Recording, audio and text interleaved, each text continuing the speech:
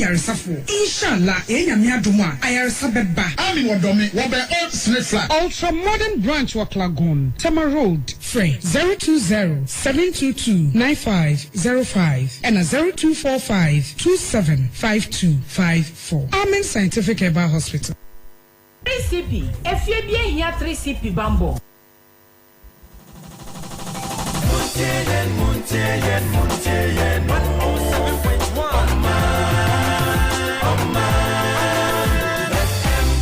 Hello, grace-filled morning. Welcome to Maritime and Port News. Maritime and Port News is proudly sponsored by the Ghana Shippers Authority. They provide you with the best in all your shipping solutions. You can contact them at the Shippers House in Accra, and is also supported by Amen Scientific and Alternative Medical Hospital. Amen. God is our healer. My name is Nanisi Boateng. Let's take a look at our stories this morning. The government, through the Ghana Investment Promotion Center GIPC, has signed two separate memorandum of understanding with the Dubai South Logistics District to promote all-round economic cooperation, bilateral trade and investment. Now, through this agreement, the two parties aim to create an attractive environment for SMEs and encourage the exchange of trade missions with all-round preparation, including assistance with business programs, facilitating corporate networks and information exchange between the two authorities. The senior presidential advisor to the president, Yao Safo, speaking at the signing-in ceremony on the sidelines of the Dubai Expo 2020, commended the chief executive officer of GIPC, Yofi Grant, for leading the delegation to participate in the expo. He said Ghana was better positioned to be the investment hub for Africa because of Africa Continental Free Trade Area. The Chief Executive Officer of GIPC, Yofi Grant, on his part, said the expo presented a wonderful opportunity to outdoor Ghana's many opportunities to investors around the world. According to him, with Ghana signing on to the AFTA, it had taken the opportunity to ensure that repositioning itself with relevant reforms and attractive opportunities. The Ghana Chamber of Bulk Oil Distributors has commended the Energy Ministry and the NPA for their swift response to the concerns raised in relation to the downstream petroleum local content policy.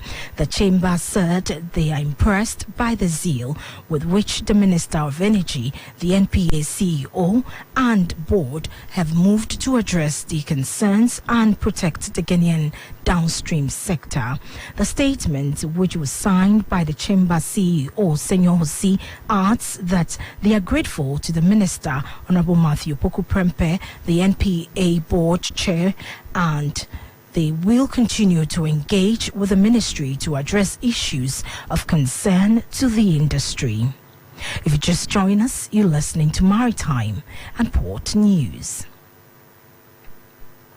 Now, somewhere in the world's busiest port of Shanghai, a container of fertilizer sits among tens of thousands of boxes waiting for the ride to the US. It's been on the dock for months, trapped by typhoons and COVID outbreaks that have worsened major congestion in the global supply chain network. While the fertilizer has been stranded there since the various months, the port is just one stop on the long journey from central China to the US Midwest. Delays have stretched a delivery that ordinarily would take weeks to more than half a year now, and that time frame gradually keeps expanding as Christmas gets closer. From the US to Sudan to China, containers and boxes have been lying at ports, rail yards and in warehouses as the pandemic rages on. In an industry with 25 million containers and some 6,000 ships hauling them, it's easy to see disruptions as one big headache confined to the shipping world. But each container that delays is economic activity that's restrained, heaping cost on consumers and making it more challenging for consumers. Now, so far, about 3 weeks to a month now, Maritime and Port News has consciously updated you on our cherished listeners on how shipping disruption is and will affect this year's Christmas festive season. Currently, prices are jumping in large part because container ships are stranded at ports and because unloaded goods are waiting for trucks. This is due to the nation's labor shortage in the US and China. In October 2019, shipping a 40-footer container from China to the West Coast cost $1,318. Now it costs more than $16,000. Plus, in November 2019, a container from China to the US would take 41 days on average to ship. Now it takes 75 days. So goods aren't just harder to find, they are also becoming more expensive.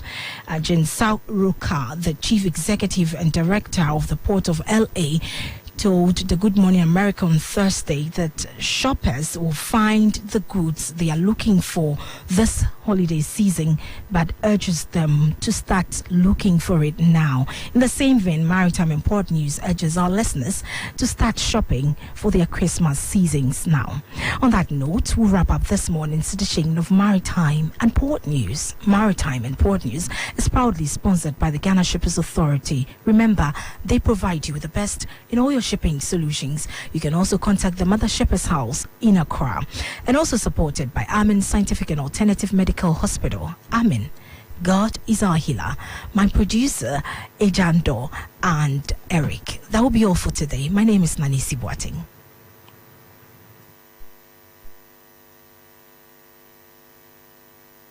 Go. Wake up to a fresh morning. National Agenda, your #1 morning show.